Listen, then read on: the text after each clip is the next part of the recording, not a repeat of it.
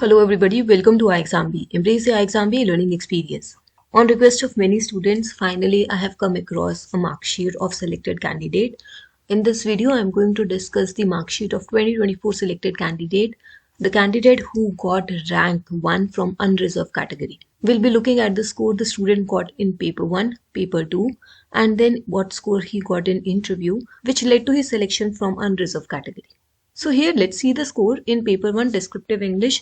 This student got 52 marks out of 100.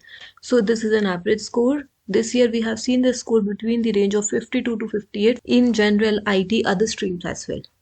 Then in paper 2 the student got 82 marks. Now there is 1/3, 2/3 criteria.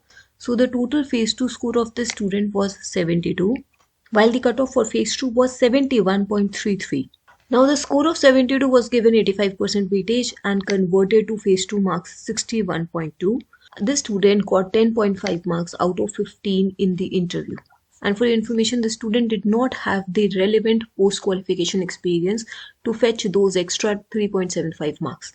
So this student got 10.5 marks out of 11.25, which is a very good score in the interview. Adding the interview marks to the weighted phase 2 score, the student got 71.7 and the cutoff for unreserved category was 71.7.